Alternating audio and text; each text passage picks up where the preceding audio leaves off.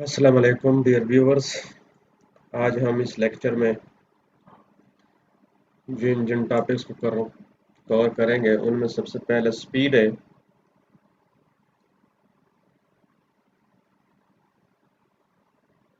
Speed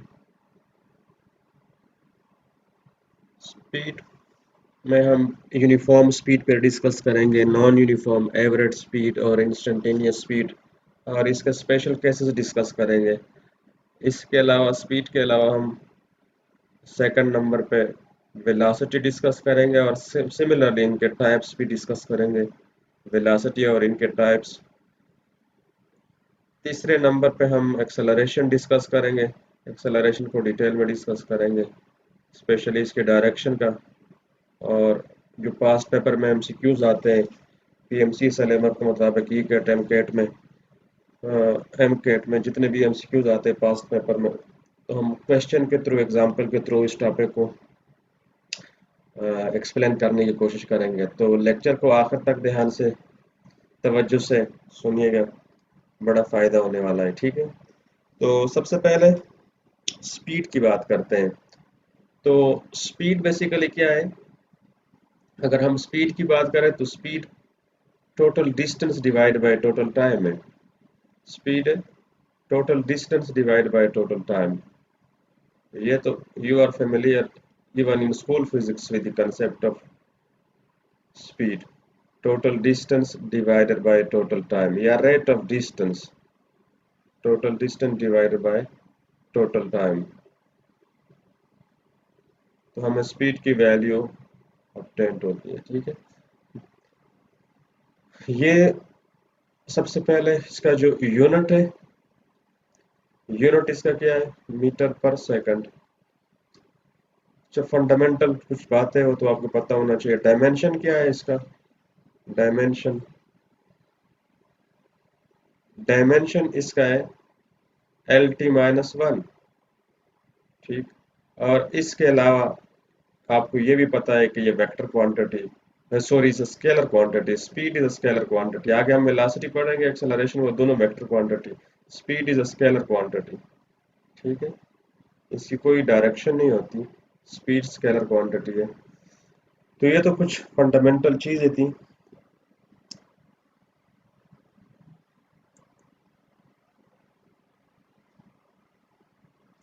इसके जो types है, स्पीड के टाइप्स, स्पीड हम उसको डिटेल में स्टडी करेंगे, कौन कौन सी चीजें इसमें uniform speed.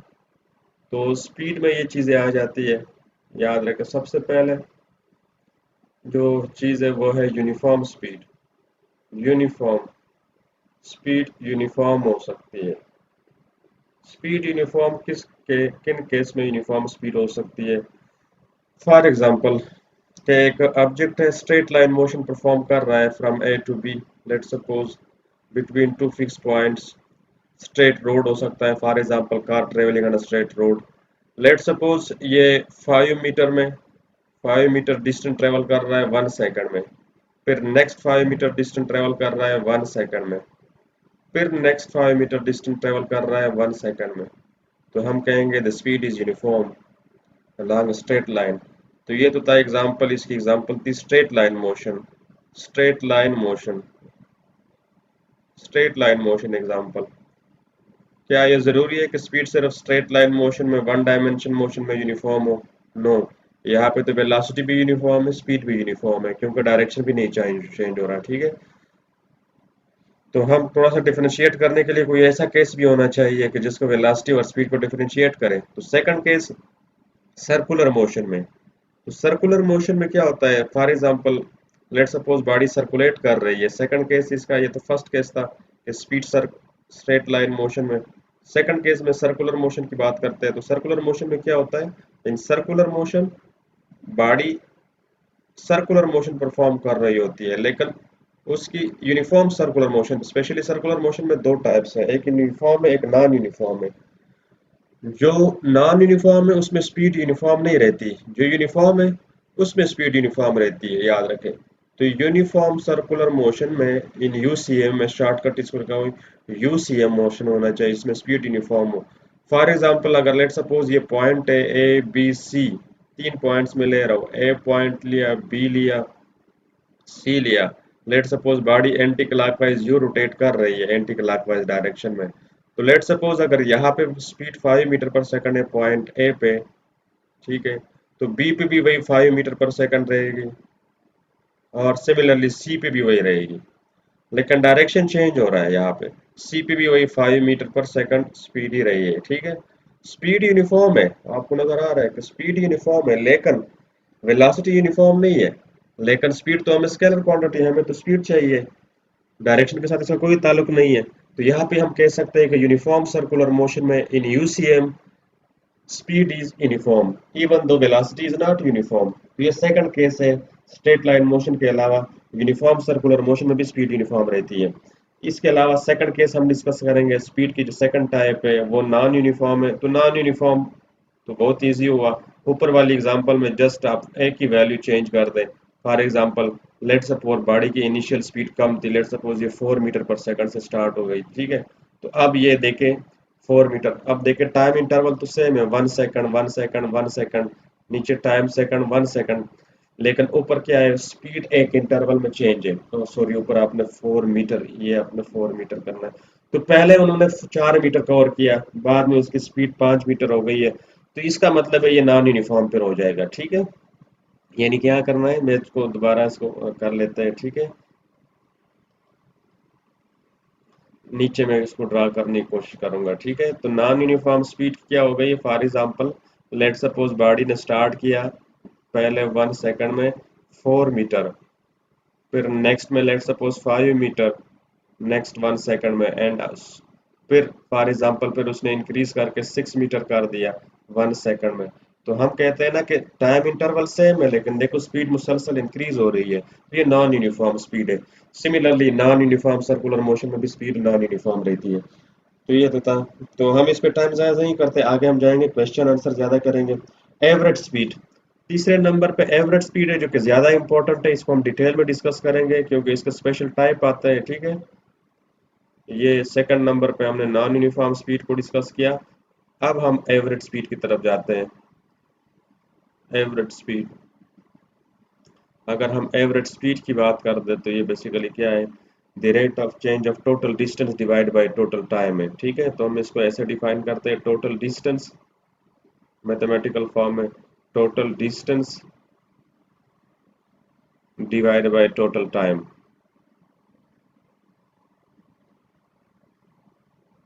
For example let suppose एक ऑब्जेक्ट है, लेट सपोज एक कार है, ठीक है ना, और ये पॉइंट ए पॉइंट बी, ये लेट सपोज 100 किलोमीटर का डिस्टेंस ट्रेवल कर रही है कार, और लेट सपोज इसने टाइम लिया, लेट सपोज इसने इसकी जो है उसने टाइम लिया 2 आवर टाइम लिया, ठीक है। 2 आवर, 2 घंटे में उसने 100 किलोमीटर ट्रेवल किया। तो कोई आपसे पूछे कि इसकी एवरेज स्पीड फाइंड करें, तो आपने सिंपल क्या करना है, टोटल डिस्टेंस को टोटल टाइम पे डिवाइड करना है। Total distance divide by total time, तो ये 100 kilometre will be divided by 2 hour, तो ये इसकी स्पीड जो आ जाएगी 50 किलोमीटर पर आवर आ जाएगी, ये इसकी एवरेज वैल्यू आ जाएगी। यानी ये ओवरऑल बिहेवियर बताता है मोशन का। ये हमें कोई इसका कोई कंसर्न नहीं है कि दरमियान में गाड़ी ने ब्रेक लगाई थी, गाड़ी ने डायरेक्शन चेंज किया था। तो ये सिर्फ ओवरऑल बिहेवियर थे कि इस कार की, इस ऑब्जेक्ट की ओवरऑल एवरेज स्पीड जो थी वो 50 किलोमीटर पर आवर थी। यानी ये इंस्टेंटेनियस के बारे में कुछ इंफॉर्मेशन नहीं बताता, ठीक है, इस स्पीड।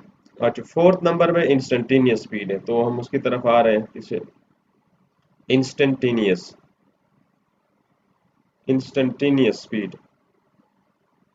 इंस्टेंटेनियस जैसे नाम से क्लियर, इंस्टेंट का मतलब होता है something that is relating with time. Instant का very short interval of time. Instant का मतलब क्या होता है, very small interval of time. तो जब हम इस पे जो एवरेज स्पीड है, जब हम उस पर लिमिट अप्लाई करते हैं, यानी क्या इंस्टेंटेनियस स्पीड की मैथमेटिकल क्या है, हम इसको कैसे लिख सकेंगे, अगर हम लिमिट अप्लाई करें, क्योंकि टाइम का इंटरवल बहुत स्मॉल होगा, limit delta T approaches to zero, ठीक है। स्मॉल इंटरवल में कुछ स्मॉल डिस्टेंस कवर होगा, ठीक है, और कुछ स्मॉल इंटरवल डेल्टा टी का नाम दिया उसको। तो limit delta T approach to zero, delta T approach to zero, delta S by delta T is instantaneous speed, ठीक है। फॉर एग्जांपल लेट सपोज ये ऑब्जेक्ट ट्रेवल कर रहा है, ठीक है, between two fix intervals A और बी में, तो इंस्टेंटेनियस स्पीड हमें ये बताती है कि इस फॉर एग्जांपल इस पॉइंट पे इसकी स्पीड कितनी थी, इस पॉइंट पे इसकी स्पीड कितनी थी, every interval every instant every point पे ये बताता है। और ये पॉइंट इतने एक दूसरे के क्लोज है कि एक दूसरे को टच कर रहे हैं, क्योंकि आप टाइम को क्या कर रहे हैं, टाइम पे लिमिट आपने ये अप्लाई किया कि ये जीरो को अप्रोच कर रहा है, तो इसीलिए आपको ना ऑब्जेक्ट को टाइम ही नहीं दे रहे कि वो डिस्टेंस ट्रेवल करे। तो वो इतना स्मॉल डिस्टेंस ट्रेवल कर रहा है कि ऑलमोस्ट एक एक पॉइंट, जो एक पॉइंट दूसरे पॉइंट क्या कर रहे हैं, टच कर रहे हैं, ठीक है। Every other point is touching the previous point because time is so much small. तो ये तकरीबन ये फिर वैल्यू क्या दे रही है, इंस्टेंटेनियस स्पीड दे रही है, क्योंकि एवरी इंस्टेंट पे आपको क्या है, स्पीड की वैल्यू मिल जाएगी। अच्छा, तो हम इसमें जो एवरेज स्पीड है, मैंने बताया था कि इंपॉर्टेंट है, डिटेल में डिस्कस करेंगे। इंस्टेंटेनियस स्पीड और एवरेज स्पीड पे जो क्वेश्चन आते हैं वो हम अभी डिस्कस करने वाले हैं, ठीक है।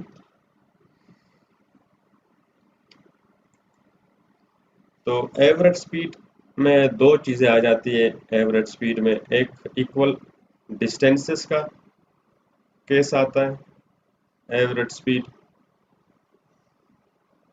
जब डिस्टेंसेस इक्वल हो, इक्वल डिस्टेंसेस, ठीक, इक्वल डिस्टेंसेस, एक ये केस जो कि डिस्टेंस इक्वल हो।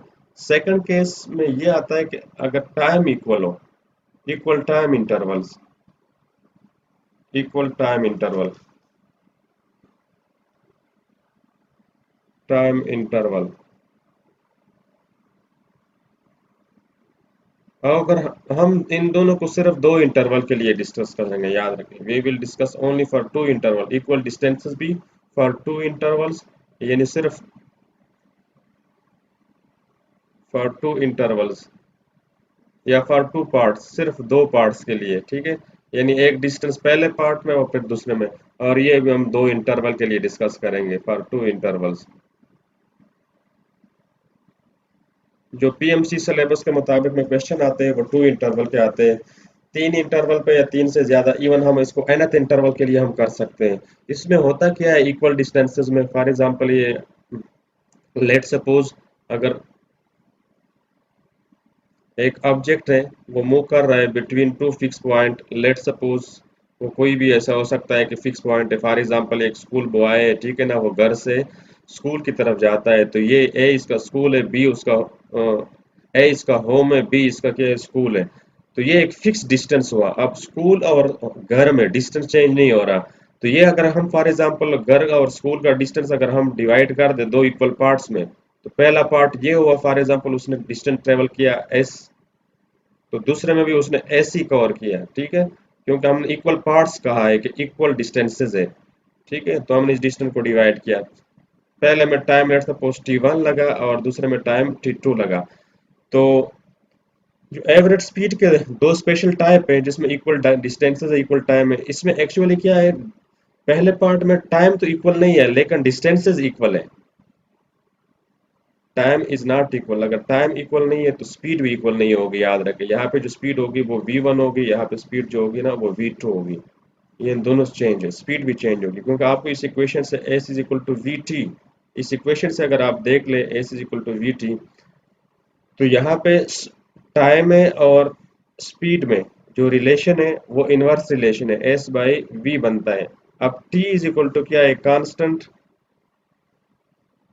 कांस्टेंट डिवाइड बाई v है, यानी दूसरे लफ्जों में time is inversely proportion to v। अगर क्योंकि डिस्टेंस का तो हमने कांस्टेंट रखा है कि इक्वल इंटरवल है, इक्वल पार्ट्स में हमने डिस्टेंस को डिवाइड किया, लेकिन ये जब टाइम चेंज होगा, ठीक है, टाइम t1 डिफरेंट होगा, तो ऑटोमेटिकली जो है ना वो स्पीड भी डिफरेंट होगी। इसीलिए अगर इस इंटरवल में मैंने टाइम को अगर t1 लिखा है, अगर ये t1 है तो स्पीड भी क्या होगी, v1 होगी, ये भी डिफरेंट होगी। अगर फॉर एग्जांपल इसने ज़्यादा टाइम लिया तो इसका मतलब इसकी स्पीड कम होगी। सिमिलरली अगर ये फॉर एग्जांपल यहाँ पे t2 में इन्होंने कम टाइम लिया तो इसका मतलब स्पीड ज़्यादा होगी फिर, ठीक है। तो ये है इन्वर्स रिलेशन है स्पीड एंड टाइम के दरमियान अगर डिस्टेंस कांस्टेंट हो।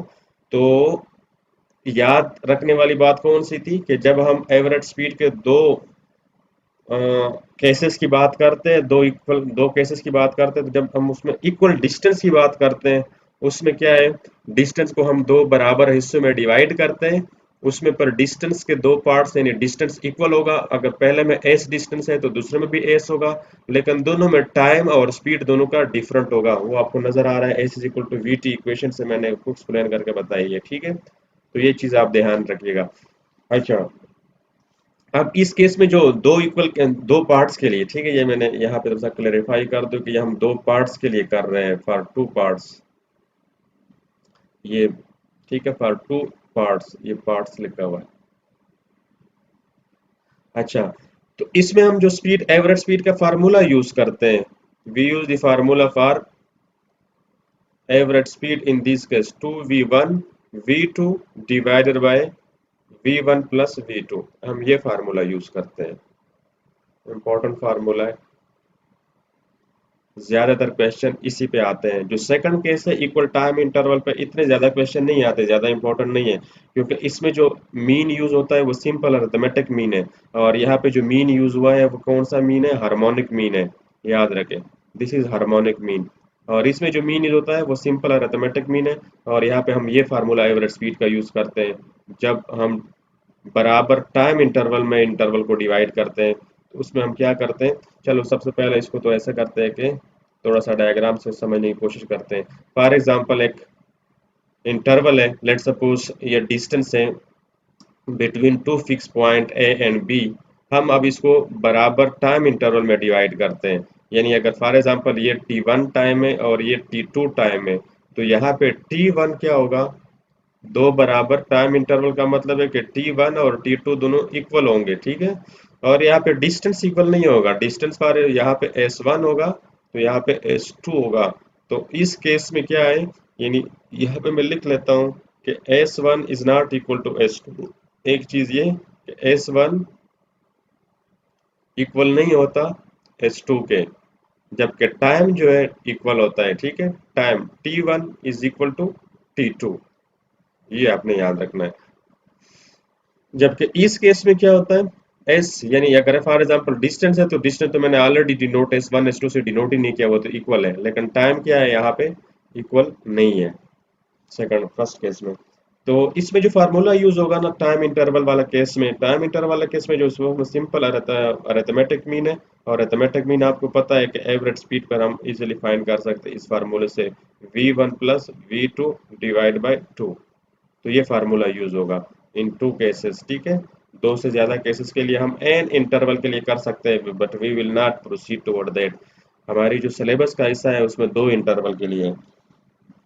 अच्छा, अब इस पे क्वेश्चन कुछ सॉल्व करते हैं। ठीक है, फॉर एग्जांपल क्वेश्चन कैसे आ सकते हैं, लेट सपोज सबसे पहले हम इक्वल डिस्टेंसेस वाले केस पे करेंगे। ठीक है, इक्वल डिस्टेंसेस, इक्वल डिस्टेंसेस वाले केस जिसमें डिस्टेंस इक्वल होता है। इक्वल डिस्टेंसेस में क्या होता है, डिस्टेंस इक्वल होता है बट टाइम इक्वल नहीं होता। फॉर एग्जांपल एक क्वेश्चन है, एमसीक्यूज है। पहला एमसीक्यू, वीडियो को स्टॉप कीजिएगा और आपने खुद ही सॉल्व करना है। ठीक है, अब Y goes to school, goes to school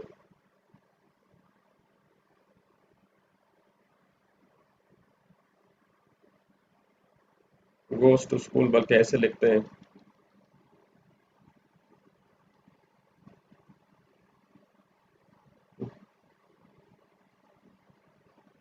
goes to school ही ठीक है, goes to school from home, from home. ठीक है, मैं अपनी तरफ से अपने अल्फाज में बना रहा हूँ। ठीक है, अब boy goes to school from home with the speed of, कितनी स्पीड के साथ, with the speed of 6 metre per second, and returns, और फिर वापस आता है स्कूल से घर वापस आता है, and return back to home, घर वापस आता है।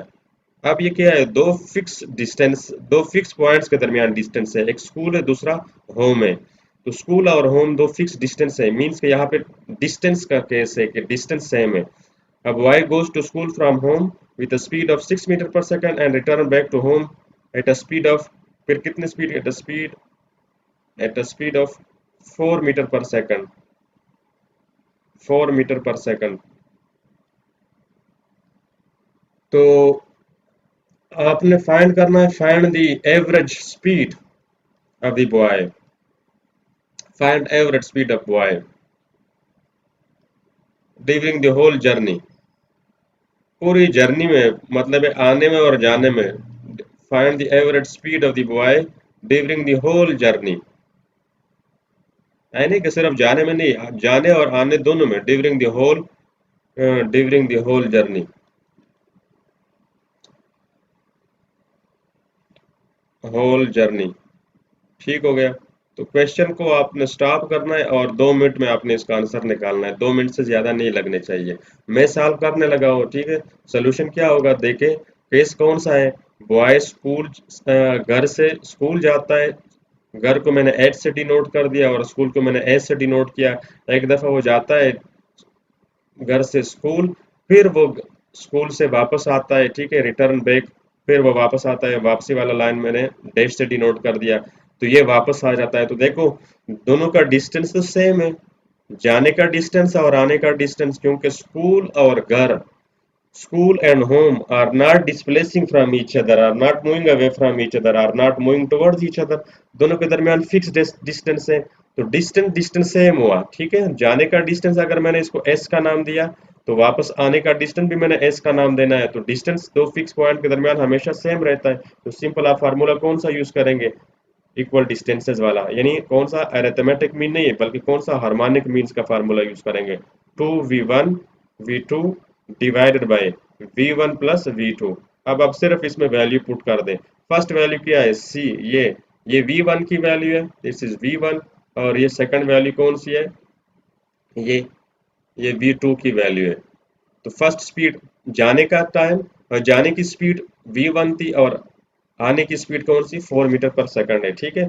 तो ये 2 मल्टीप्लाई बाय 6 मल्टीप्लाई बाय 4, ठीक है, और नीचे डिवाइड करना है 6 प्लस 4 पे, नीचे तो ये आता है 6 4 जार, ये 48 आ गया, ठीक है। तीनों को मल्टीप्लाई करें और नीचे 10 आ गया, तो इसके आप अगर मल्टीप्लाई कर दे तकरीबन ये आता है 10.4.8, ठीक है। तो ये 4.8, इसकी जो एवरेज स्पीड आ गई है 4 मीटर पर सेकंड आ गई है।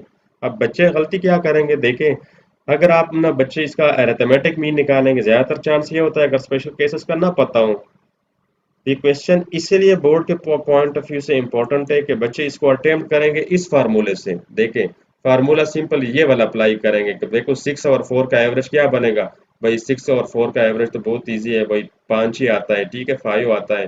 ये तो सिंपल ये फार्मूले के मुताबिक दोनों 6 प्लस 4 किया और 2 पे डिवाइड कर दिया, लो जी आंसर आ गया कितना, 5 मीटर पर सेकंड। और खुश होकर घर वापस आ गए कि हमने सवाल को ठीक किया, ठीक है, क्योंकि एक डिस्टेंस का एक स्पीड गिवन थी 6 और दूसरी स्पीड गिवन थी 4। तो 6 और 4 का तो एवरेज जुबानी जुबानी विदाउट एनी फार्मूले भी निकाल सकते हैं कि ये तो 5 आता है। हालांकि ये क्वेश्चन क्या है, ये बिल्कुल ही गलत है इस केस में, कि जब भी, अब क्वेश्चन क्या पूछते हैं याद रखें, अक्सर उनकी जुबान, उनकी जो लैंग्वेज होती है इस तरह होती है कि एक पर्सन है, घर से मार्केट जाता है, मार्केट से वापस आता है, ठीक है। तो उसमें उसने क्या है, या तो उन्होंने इक्वल टाइम दिया होता है, मतलब टाइम वो देते हैं या वो स्पीड देते हैं, ठीक है।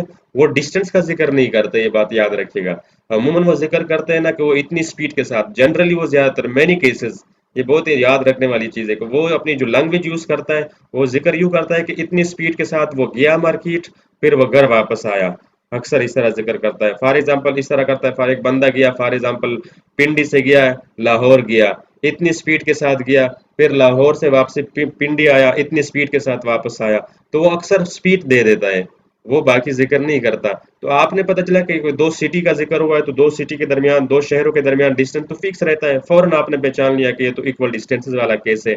या इस तरह वो केस देता है कि फॉर एग्जाम्पल एक बंदा है, मार्केट जाता है, वापस आता है, मार्केट बंद होने पर वो देखता है कि मार्केट बंद है, वापस आता है, तो वो जाने का स्पीड देता है और आने की स्पीड वैल्यू दे देता है, फिर आपसे वो एवरेज स्पीड की वैल्यू पूछता है। तो उनकी लैंग्वेज इस तरह होती है।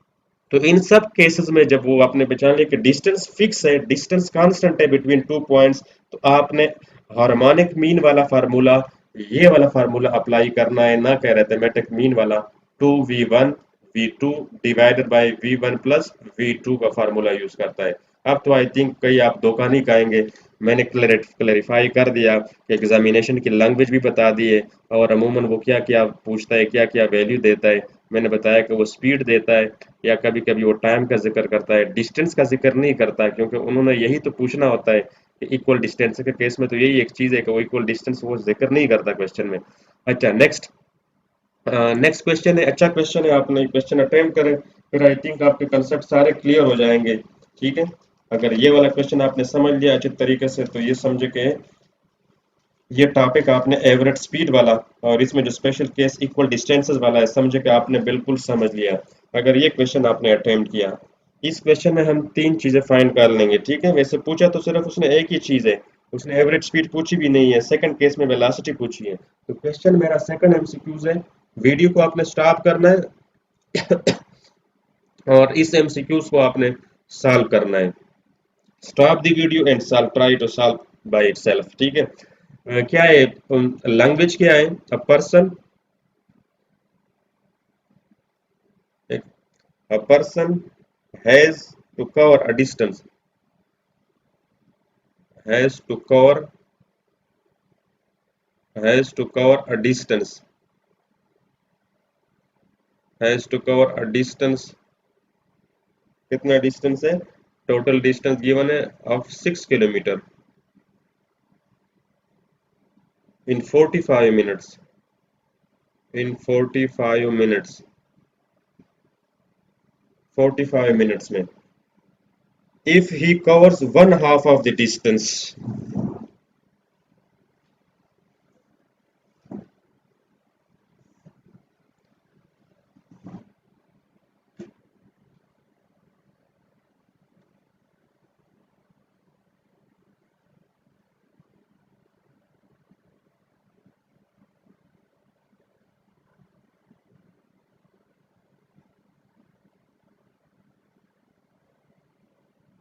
if he cover one half of the distance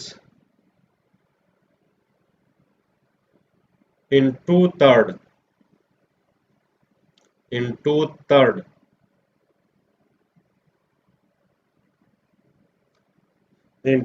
of the total time,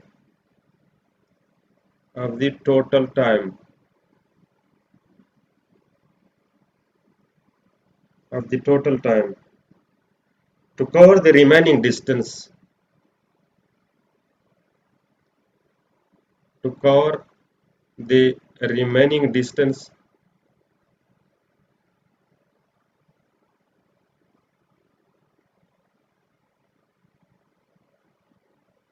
in remaining time,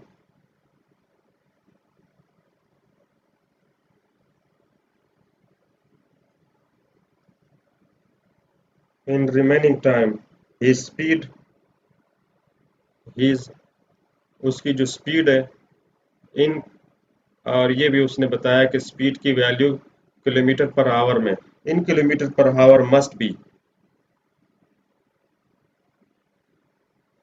ये क्या होनी चाहिए। ये क्वेश्चन की लैंग्वेज है, आप क्वेश्चन को स्टॉप कीजिएगा वीडियो को और आप खुद सॉल्व कीजिएगा, ज्यादा से ज्यादा 2 मिनट्स लगने चाहिए। ठीक है, मैं तो ज्यादा टाइम लगेगा एक्सप्लेन करने में, लेकिन आपने दो से ज्यादा मिनट नहीं लेने। अच्छा, तो देखो पहला ऑप्शन है, चलो ऑप्शन में दे देता हूँ आपको। पहला ऑप्शन है 6 किलोमीटर पर आवर, ठीक है। सेकंड ऑप्शन है 8 किलोमीटर पर आवर, और इसका सी ऑप्शन है 12 किलोमीटर पर आवर, और इसका डी ऑप्शन है 15 किलोमीटर पर आवर। तो लेट्स स्टार्ट करते हैं क्वेश्चन को। क्या है इसमें, इसने पूछा क्या है कि total time to cover the remaining distance in remaining time. हम रिमेनिंग डिस्टेंस कितना है, a person has to cover a distance of 6 kilometre in 45 minutes if he cover one half of the distance। देखिए उसको ना आपको clear cut बता दिया कि डिस्टेंस क्या है, one half of the distance का जिक्र हुआ है। One half of the distance से क्या पता चला है कि ये इक्वल डिस्टेंसेस वाला केस है। सबसे पहले इस तरह के वर्ड प्रॉब्लम में ना थोड़ा सा समझना जरूरी है कि आप ना ध्यान से पढ़िएगा कि कौन सा केस बन रहा है। One half of the distance का मतलब क्या है कि ये टोटल 6 किलोमीटर का डिस्टेंस है। तो वन हाफ 6 किलोमीटर को आप डिवाइड कर दे टू पे, तो कितना बनेगा? 3 किलोमीटर एक बना, और दूसरा पार्ट भी कितना है? 3 किलोमीटर बना। तो आपने डिस्टेंस इक्वल डिस्टेंसेस वाला केस बना। पहला जो टाइम उसने लिया कितना? T1। पहला उसने कितना टाइम? 2/3 ऑफ द टाइम, ठीक है, 2/3 of the total time. Let suppose total time को मैं, चलो यहाँ पे डेटा थोड़ा सा फिक्स कर लेता हूँ। टोटल डिस्टेंस कितना था? टोटल डिस्टेंस था 6 किलोमीटर।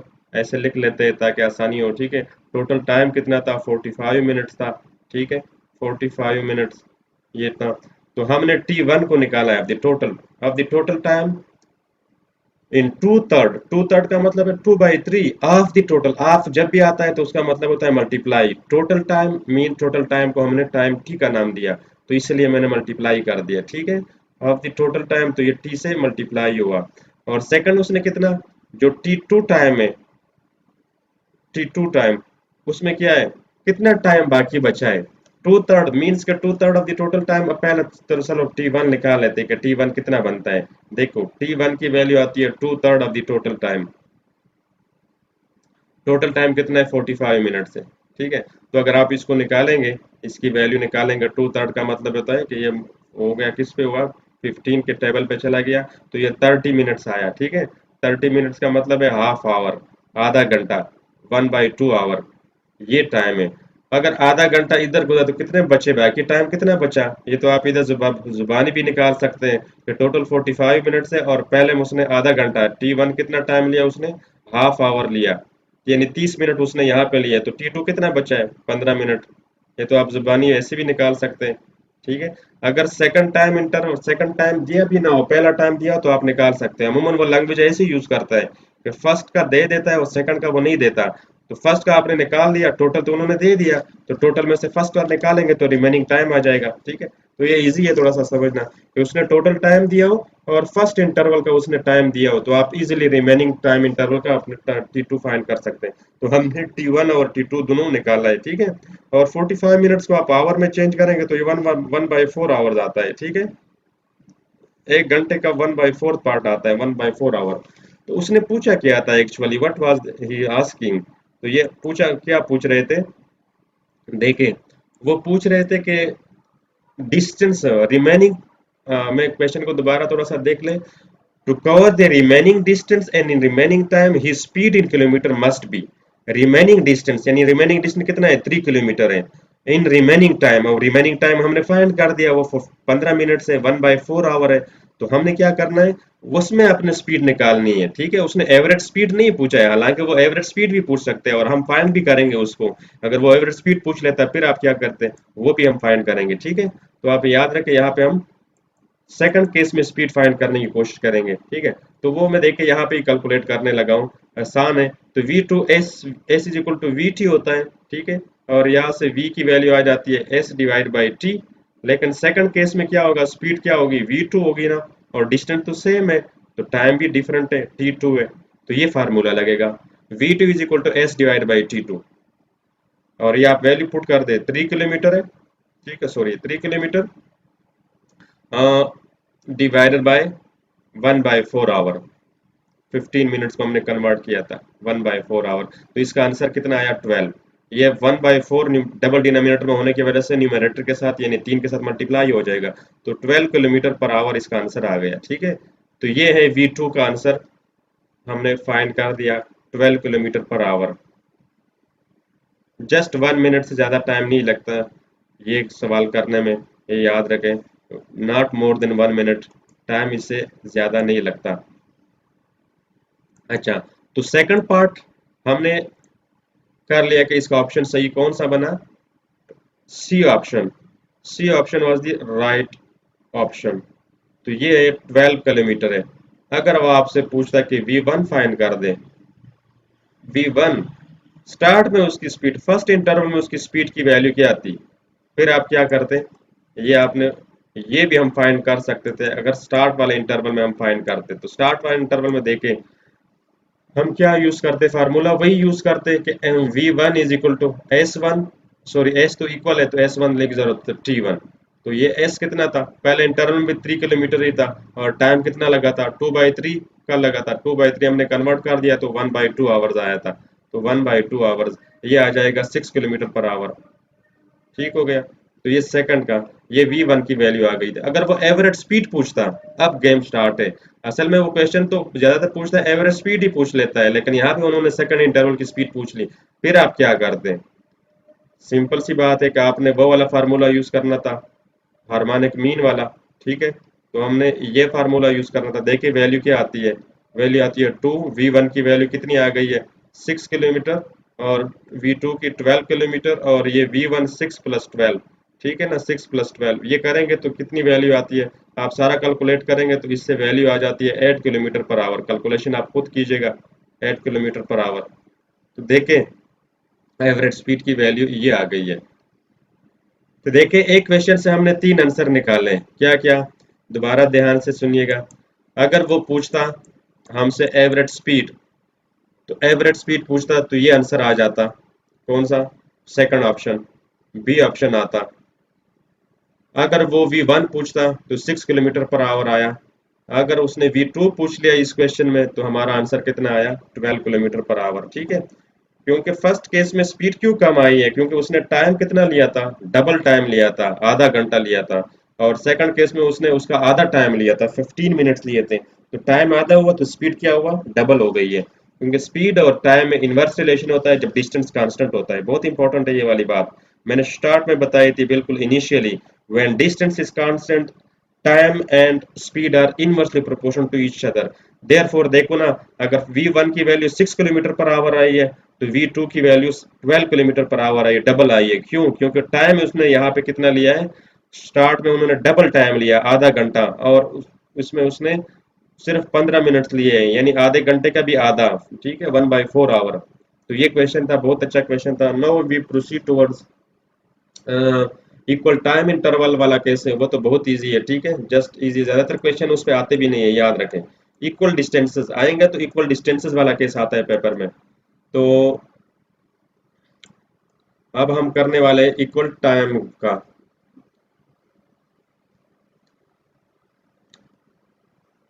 इक्वल टाइम इंटरवल,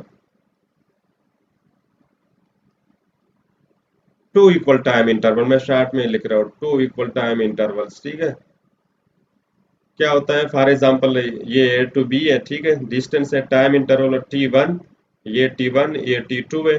लेकिन हम टाइम इंटरवल को इक्वल लेंगे, दोनों T1 T2 इक्वल होगा, डिस्टेंस इक्वल नहीं होगा। S1 will not be equal to S2।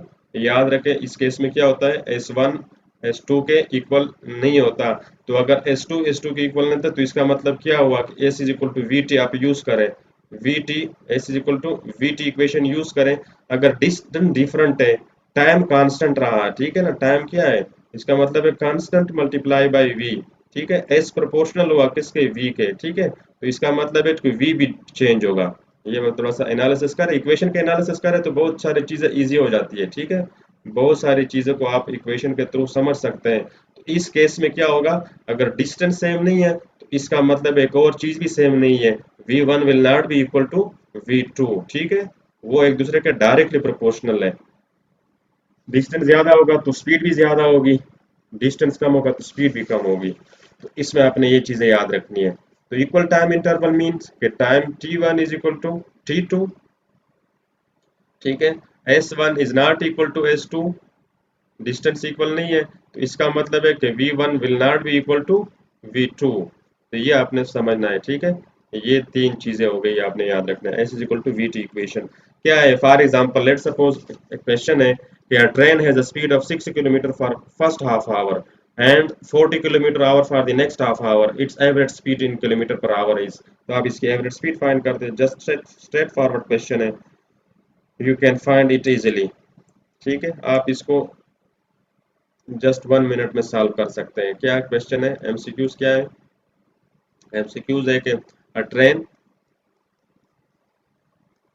MCQs number I think पता नहीं फोर्थ है या फिफ्थ है, आप खुद काउंट करें। तो अ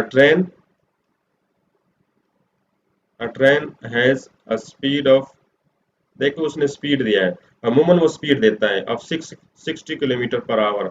किलोमीटर पर आवर में दे दिया, ठीक है, तो आंसर भी ऑप्शन भी किलोमीटर पर आवर है।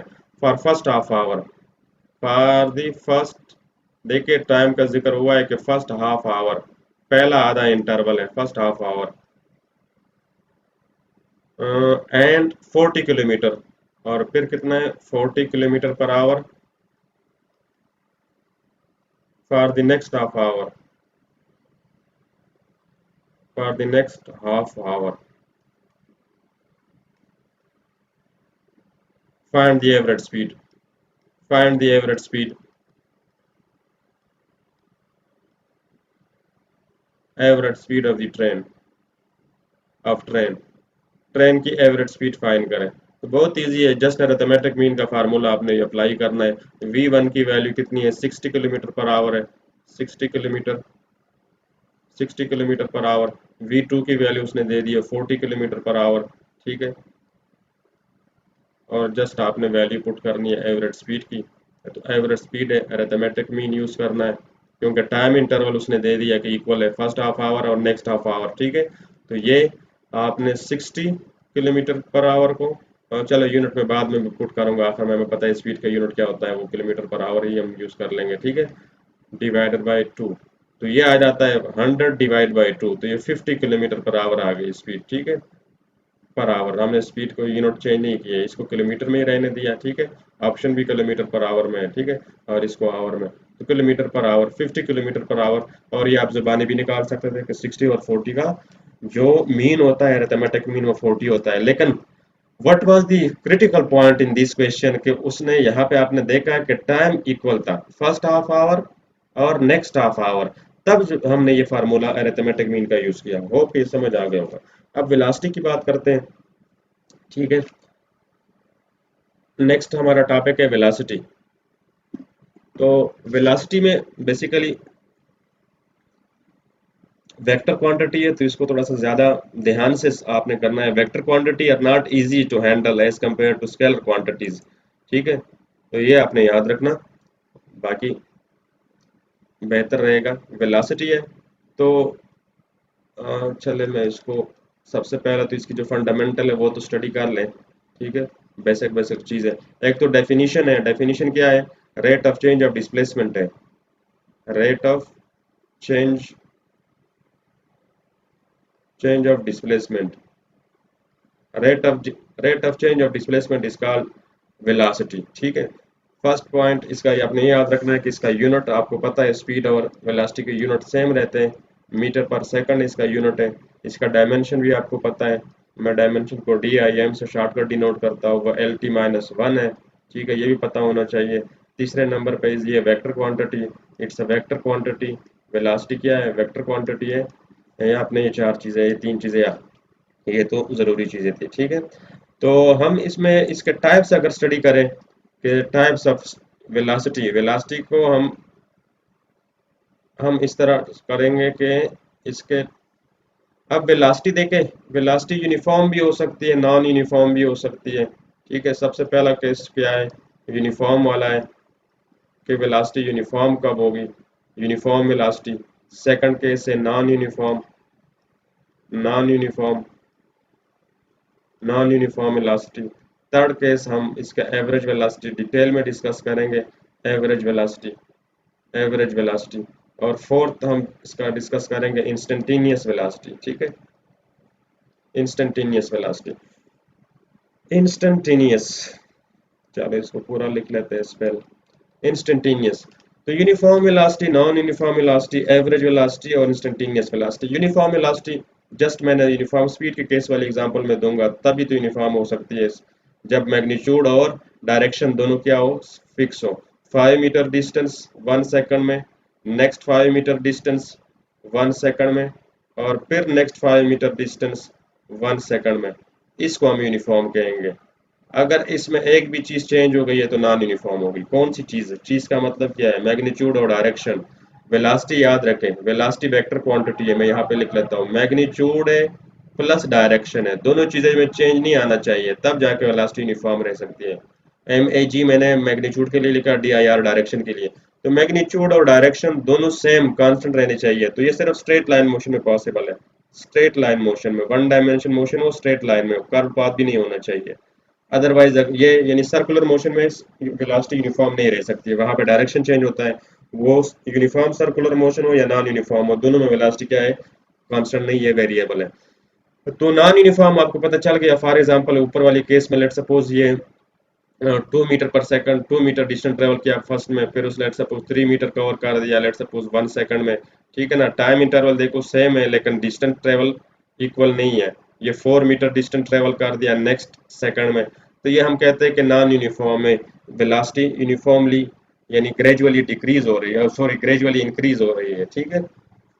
वेलोसिटी इज इंक्रीजिंग मैग्नीट्यूड के लिहाज से। तो ये तो मैग्नीट्यूड के लिहाज से नॉन यूनिफॉर्म थी कि मैग्नीट्यूड इंक्रीज हुआ। सिमिलरली अगर ये फॉर एग्जांपल ये क्या था, मैग्नीट्यूड के लिहाज से डायरेक्शन चेंज नहीं हो रहा था लेकिन मैग्नीट्यूड चेंज हुआ, इंक्रीज हुआ। तो डायरेक्शन के लिहाज से वेलोसिटी नॉन यूनिफॉर्म कैसे हो सकती है। फॉर एग्जांपल सर्कुलर मोशन है, सर्कुलर मोशन में आपको फॉर एग्जांपल कहा जाए कि ये एंटी क्लॉकवाइज रोटेट कर रही है ऑब्जेक्ट, एंटी क्लॉकवाइज है, तो इस पॉइंट पे वेलोसिटी आपसे पूछे तो बिल्कुल टेंजेंट टू द सर्कल होगी। इस पॉइंट पे ये होगी वेलोसिटी की डायरेक्शन, इस पॉइंट पे वेलोसिटी की डायरेक्शन ये होगी, और इस पॉइंट पे ये होगी डायरेक्शन, ठीक है। तो आपको नजर आ रहा है कि डायरेक्शन वेलोसिटी का इंस्टेंटेनियस डायरेक्शन हमेशा चेंज हो रहा है एवरी इंस्टेंट पे। तो देखें अगर स्टार्ट में वेलोसिटी अपवर्ड है, ठीक है, इस पॉइंट पे या राइट वाले पॉइंट पे, लेट सपोज मैं इसको ए का नाम दे रहा हूँ, तो ये जो पॉइंट है नेक्स्ट पॉइंट है, लेट सपोज ये बी पॉइंट है और ये सी पॉइंट है, तो सी पॉइंट पे वेलोसिटी डाउनवर्ड है, ठीक है। तो upward vector is not equal to downward vector. Similarly अगर ये टॉप वाला पॉइंट है बी वाला पॉइंट पे, इस पे वेलोसिटी राइट वर्ड है, तो बिल्कुल बॉटम वाले पॉइंट पे वेलोसिटी क्या है, राइट वर्ड है। इस पे लेफ्ट वर्ड है, बी वाले पॉइंट पे लेफ्ट वर्ड है, तो इस पे डी वाले पॉइंट पे राइट वर्ड है। तो ये वेक्टर, दो वेक्टर कभी इक्वल नहीं होते। वेक्टर कब इक्वल होते हैं, जब दोनों का मैग्नीट्यूड और डायरेक्शन दोनों सेम हो, ठीक है। तो ये क्या है, नॉन यूनिफॉर्म है, इसका मतलब है वेक्टर इक्वल नहीं है आपस में, तो नॉन यूनिफॉर्म हो गए। तो ये डायरेक्शन के लिहाज से क्या है, वेलोसिटी नॉन यूनिफॉर्म है। तो ये यूनिफॉर्म सर्कुलर मोशन और नॉन यूनिफॉर्म में, दोनों में वेलोसिटी क्या है, यूनिफॉर्म नहीं है बल्कि वेरिएबल वेलोसिटी होती है। एवरेज वेलोसिटी की बात करते हैं, तो एवरेज वेलोसिटी तो बहुत इजी है, ठीक है। एवरेज वेलोसिटी की बात करते हैं तो average velocity is equal to total displacement divide by total displacement total displacement divide by total time होता है, टोटल टाइम, याद रखें। और इसके अलावा इंस्टेंटेनियस वेलोसिटी है। इंस्टेंटेनियस वेलोसिटी को हम क्या लिमिट अप्लाई करते हैं, limit delta T approaches to zero, delta D divide by delta T, ये है instantaneous delta T, instantaneous velocity, ठीक है। वेक्टर क्वांटिटी है, हर इंस्टेंट पे वैल्यू बताती है कि वेलोसिटी की वैल्यू क्या होगी। और एवरेज वेलोसिटी हमें सिर्फ एवरेज बिहेवियर बताता है कि एवरेज वेलोसिटी दो इंटरवल के दरमियान average behaviour, overall behaviour motion का क्या है। जबकि इंस्टेंटेनियस हमें हर इंस्टेंट पे वैल्यू बताती है कि वेलोसिटी की वैल्यू क्या है। अच्छा, तो प्रोसीड करते हैं next.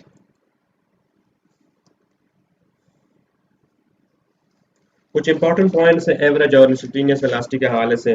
The important points exam point of view से याद रखना है। Some important points to be remember, ठीक है। हेडिंग इस तरह देंगे इंपॉर्टेंट पॉइंट्स का।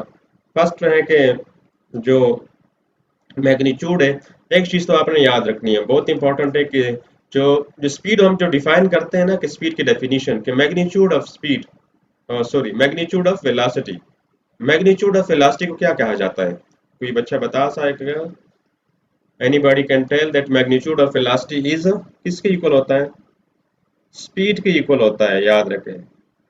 तो हम स्पीड को ऐसे डिफाइन करते हैं, the magnitude of velocity is called speed. ये सेकंड डेफिनेशन है स्पीड की। एक तो ये डेफिनेशन है total distance, rate of distance covered by a body in unit time, ठीक है, ये डेफिनेशन। दूसरी ये डेफिनेशन है magnitude of velocity is called speed. तो अगर मैं इसको कहूँ तो मैग्नीट्यूड ऑफ इंस्टेंटेनियस वेलोसिटी क्या होगी, कोई बता पाएगा। Magnitude of instantaneous, M A G लिखा magnitude, magnitude of instantaneous velocity, instantaneous velocity का मैग्नीट्यूड किसके इक्वल होगा, जाहिर बात है इंस्टेंटेनियस स्पीड के इक्वल होगा, इंस्टेंटेनियस स्पीड। तो ये याद रखना, ये बातें एग्जाम पॉइंट ऑफ व्यू से इंपॉर्टेंट है। सिंपल है बहुत, अगर आपने गो थ्रू ना किया हो, कंसेप्ट पता ना हो, तो आप वहां पे क्या करेंगे, गलत करके आ जाएंगे। ये पॉइंट था। तो magnitude of instantaneous velocity similarly will be equal to instantaneous speed की इक्वल हो जाएगी, ठीक है। अच्छा, नेक्स्ट पॉइंट क्या याद रखना है? तीसरा पॉइंट, तीसरा पॉइंट ये याद रखना है कि जो यूनिफॉर्म सर्कुलर मोशन है in UCM, in uniform circular motion, important point है ये वाला। Instantaneous velocity VIN, instantaneous velocity changes, ये तो चेंज होती है, थोड़ी देर पहले मैंने बताया था। बट इंस्टेंटेनियस इंस्टेंटेनियस स्पीड वो क्या रहती है? Is constant. ये केस में ऑलरेडी एक्सप्लेन कर चुका हूँ। In uniform circular motion we instantaneous velocity changes but instantaneous speed is constant, वो कांस्टेंट रहती है। ठीक है, फोर्थ पॉइंट आपने याद रखना है। Next, next point, fourth, fourth वाला क्या है? If an object is moving with constant velocity, ये that's the most important one. If an object is moving, if an object is moving with constant, constant और uniform एक ही बात है। बहुत सारे बच्चे कंफ्यूज जाते हैं कि कांस्टेंट एक और चीज है, यूनिफॉर्म और चीज है। कांस्टेंट यूनिफॉर्म एक ही बात है, मैंने स्लेश डाल दिया। If an object is moving with constant या यूनिफॉर्म स्पीड, देन याद रखना, इट्स इम्पोर्टेंट वन, मैं मैथमेटिकल फॉर्म में लिख रहा हूँ ताकि आपको आसानी से याद रहे कि एवरेज वेलोसिटी जो होती है फिर इंस्टेंटेनियस वेलोसिटी के या इक्वल होती है। Average velocity is equal to instantaneous velocity, instantaneous. देखिए, एवरेज हम तब लेते हैं ना जब वेलोसिटी चेंज हो रही हो, जब चेंज ही नहीं है तो फिर एवरेज लेने का क्या फायदा? इसीलिए तो एवरेज वेलोसिटी इंस्टेंटेनियस की इक्वल है कि बॉडी ऑलरेडी यूनिफॉर्म वेलोसिटी के साथ जा रही है, तो जो एवरेज जो इंस्टेंटेनियस वेलोसिटी होगी वही एवरेज होगी, क्योंकि हर इंस्टेंट पे उसकी वेलोसिटी चेंज ही नहीं हो रही, वही वेलोसिटी, तो एवरेज भी वही आएगा। अब आप फॉर एग्जांपल, एक बॉडी है, सब उसकी एग्जांपल मैं ऐसे दे देता हूँ। फॉर एग्जांपल ना, स्ट्रेट लाइन के साथ जा रही है बॉडी, इसने 5 मीटर कवर कर दिया पहले 1 सेकंड में, फिर 5 मीटर डिस्टेंस ट्रेवल किया 1 सेकंड में। अब मैं आपसे पूछूं कि इसका एवरेज वेलोसिटी फाइंड कर दो, तो एवरेज क्या आएगा? तो 5 आएगा। ठीक है, अगर इसका इंस्टेंटेनियस पूछ लो आपसे कि इंस्टेंटेनियस फाइंड कर दो, तो वो भी 5 आएगी, क्योंकि वेलोसिटी चेंज ही नहीं हो रही है। तो 5 मीटर पर सेकंड ही एवरी इंस्टेंट पे होगी। फॉर एग्जांपल अगर ये फॉर एवर जा रहा है, फॉर नेक्स्ट भी आप 5 मीटर, तो ये इसकी क्या है? हम कह सकते हैं कि एवरेज और इंस्टेंटेनियस वैल्यूज आपस में इक्वल है। अच्छा, ये तो थी कुछ कंपैरिजन। अब हम कुछ एवरेज स्पीड और एवरेज वेलोसिटी के दरमियान कंपैरिजन करते हैं। ठीक है, एवरेज स्पीड और एवरेज वेलोसिटी के दरमियान comparison, comparison between average velocity, यानी इसमें क्या डिफरेंसेस है और क्या क्या सिमिलरिटीज है। Comparison between between average speed, average speed and average velocity.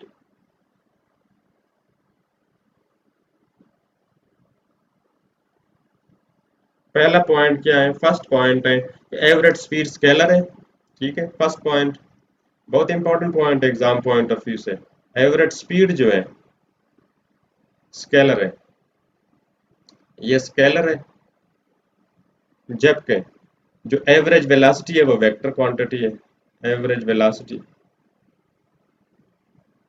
ठीक है, ये पॉइंट याद रखना, it's a vector quantity, vector है ये तो बेसिक डिफरेंस था जो आपको स्कूल फिजिक्स में पता था, लेकिन जो बाकी डिफरेंसेस है वो शायद आपको पता ना हो, तो वो अपने एग्जाम पॉइंट ऑफ व्यू से ध्यान से रखना। Average speed is scalar while, ये तो हमने कर लिया। एवरेज स्पीड की जो वैल्यू होती है मैथमेटिकल, वो मैथमेटिकल भी शायद आपको पता हो, लेकिन यहाँ से हम एक चीज, एवरेज स्पीड की जो वैल्यू होती है मैथमेटिकली वो क्या है? डिस्टेंस डिवाइड बाय टाइम होता है। जबकि एवरेज वेलोसिटी की जो वैल्यू होती है, एवरेज वेलोसिटी,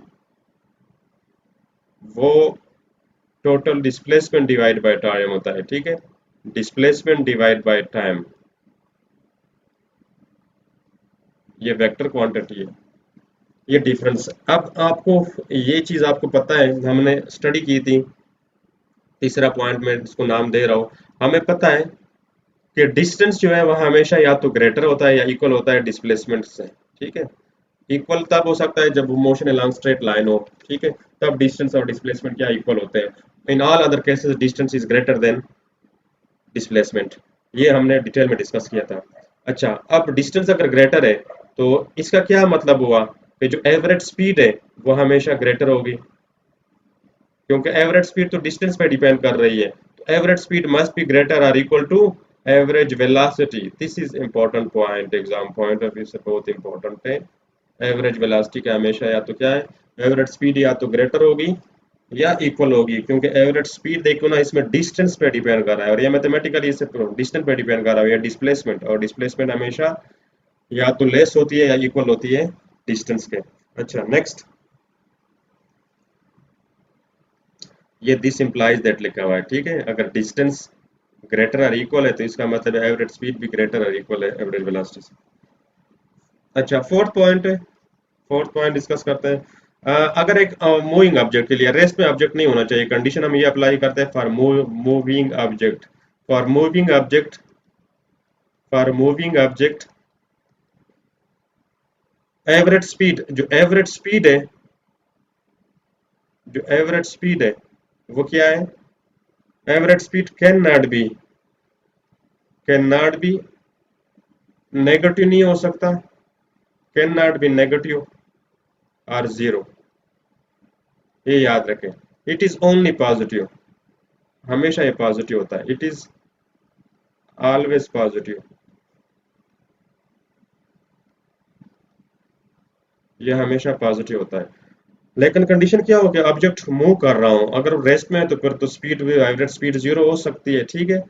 मतलब है कंडीशन क्या है कि ऑब्जेक्ट मोशन में होना चाहिए, अगर मोशन में है तो तब जाके उसकी स्पीड कभी भी क्या है, जीरो नहीं हो सकती और नेगेटिव नहीं हो सकती। नेगेटिव क्यों नहीं हो सकती, चलो वो तो मैंने बताया, फॉर मूविंग ऑब्जेक्ट वाली कंडीशन की वजह से जीरो नहीं है। नेगेटिव क्यों नहीं हो सकती, क्योंकि डिस्टेंस नेगेटिव नहीं हो सकता, average speed depend upon distance, distance कभी नेगेटिव नहीं हो सकता। जबकि वाइल हम अब ये डिस्कस करने वाले वाले हैं कि यानी एवरेज स्पीड हमेशा पॉजिटिव होती है, वाइल एवरेज वेलोसिटी, ये याद रखना, एवरेज वेलोसिटी क्या होती है, average velocity is can be, मैं ऐसे लिख, कैन बी जीरो भी हो सकती है, नेगेटिव भी हो सकती है और पॉजिटिव, तीनों वैल्यू पॉसिबल है, तीनों पॉसिबिलिटी पॉसिबल है। इसकी वजह क्या है, बिकॉज इसकी वजह यह है कि डिस्प्लेसमेंट जो है ना वो जीरो भी हो सकता है, डिस्प्लेसमेंट नेगेटिव भी हो सकता है और डिस्प्लेसमेंट पॉजिटिव भी हो सकता है, इसकी वजह यही है। और ऊपर वाली वजह क्या थी, क्योंकि डिस्टेंस क्या है, जीरो नहीं हो सकता, डिस्टेंस नेगेटिव नहीं हो सकता, can not be equal to negative value, और distance can not be equal to distance is always positive means, ठीक है। तो ये होता है कि ये तीनों मतलब डिस्टेंस हमेशा क्या होता है, पॉजिटिव हो सकती है, मैं पॉजिटिव भी लिख रहा हूँ, इज इक्वल टू पॉजिटिव, इस वजह से। अच्छा नेक्स्ट, ये चीज क्लियर हो गई आई थिंक। अब हम कुछ एवरेज वेलोसिटी पे एक क्वेश्चन सॉल्व करते हैं, ठीक है। पीएमसी सिलेबस के मुताबिक पास पेपर से मैंने ये पेपर ये लिया हुआ है, ठीक है, जो करंट वेबसाइट पे मौजूद है, वहां पे उन्होंने एक सैंपल के तौर पर ये क्वेश्चन दिया हुआ है, तो ये आपने थोड़ा सा ध्यान से समझ लेना है, क्या पता यही आ जाए। एक कार है, ठीक है, क्वेश्चन क्या है, एमसीक्यूज मेरा क्या है, a car travels, a car travels 30 metres 30 metres towards east, then it takes then it takes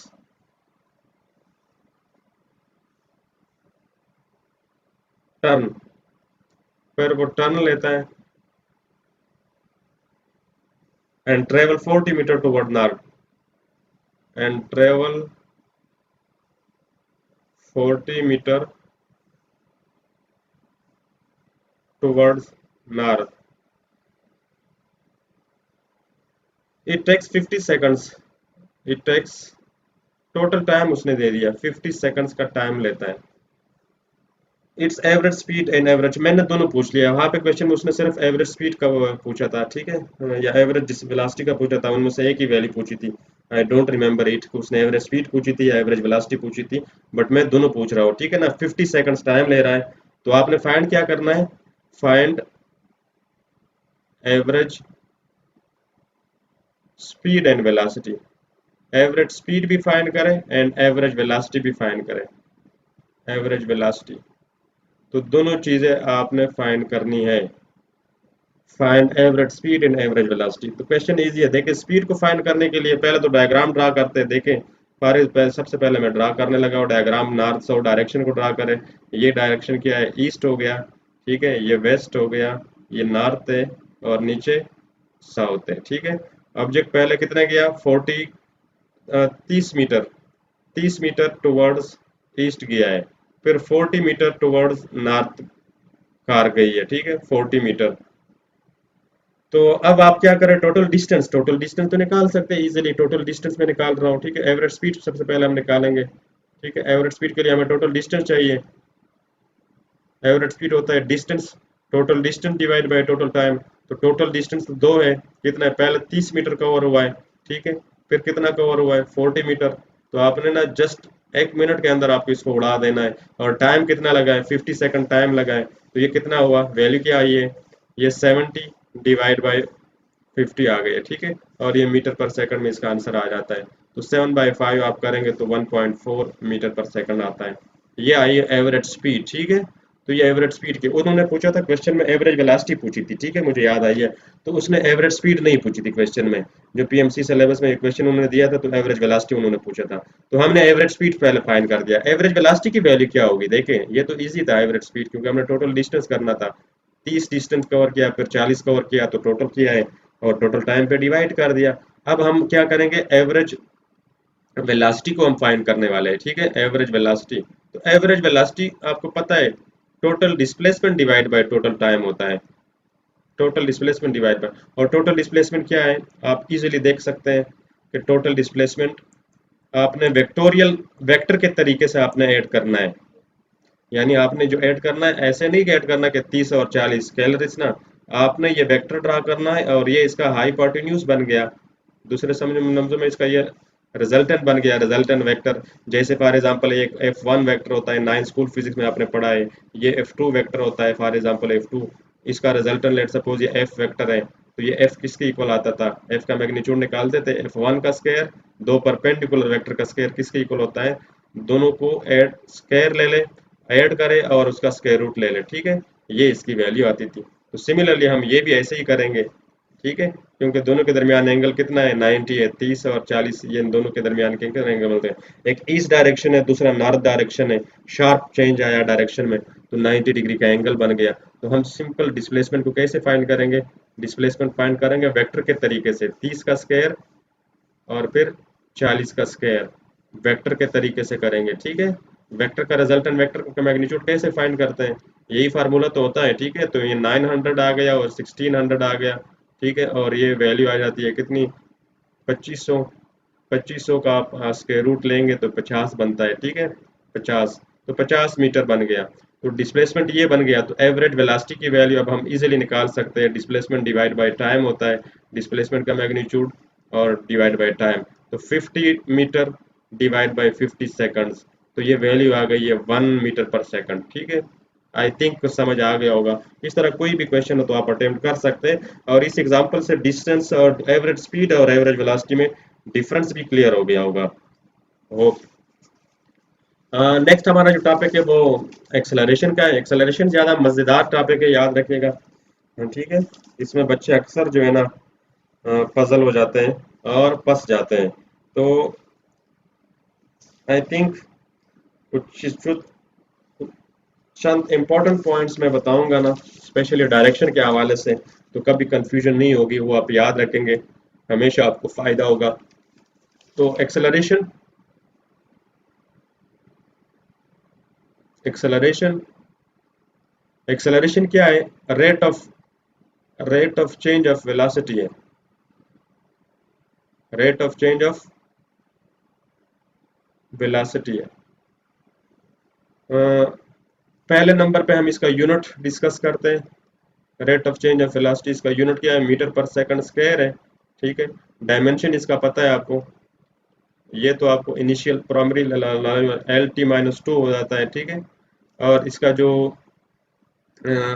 vector quantity है, it's vector, it's a vector. ये चीज आपको पता होनी चाहिए। अब इसके बाद हम एक्सेलरेशन को थोड़ा सा डिटेल में डिस्कस करेंगे, क्योंकि एक्सेलरेशन जो है ना वो अक्सर बच्चे यहाँ पे कंफ्यूज हो जाते हैं कि एक्सेलरेशन का मतलब क्या है, नहीं समझते एक्सेलरेशन का। एक्सेलरेशन का बेसिकली जो कंसेप्ट है वो वेलासिटी कंसेप्ट में छुपा हुआ है। ठीक है, अगर आपको वेलासिटी का कंसेप्ट पता है, यानी अगर फॉर एग्जांपल आप कहते हैं कि कोई ऑब्जेक्ट ऊपर की तरफ हम थ्रो करते हैं, तो हम कहते हैं कि इसकी एक्सेलरेशन कितनी है, ए इज इक्वल टू जी के इक्वल है। ठीक है, हम कहते हैं कि 9.8 मीटर पर सेकंड स्क्वायर इसकी एक्सेलरेशन है, कितनी है, 9.8 मीटर पर सेकंड स्क्वायर। इसका मतलब ये होता है कि हर सेकंड में, यानी 1 सेकंड में इसकी वेलोसिटी अब डिक्रीज होगी, क्योंकि अब ग्रेविटी डाउनवर्ड लग रही है, फोर्स ऑफ ग्रेविटी। ठीक है, ऑब्जेक्ट अगर ऊपर की तरफ जा रहा है, फॉर एग्जांपल हम ट्रेक कर रहे हैं, तो ग्रेविटेशन फोर्स डाउनवर्ड है, एफ जी डाउनवर्ड है। तो इसमें ना एवरी सेकंड एवरी सेकंड में एवरी सेकंड इसकी वेलोसिटी डिक्रीज हो रही है, decrease is by 9.8 metre per second.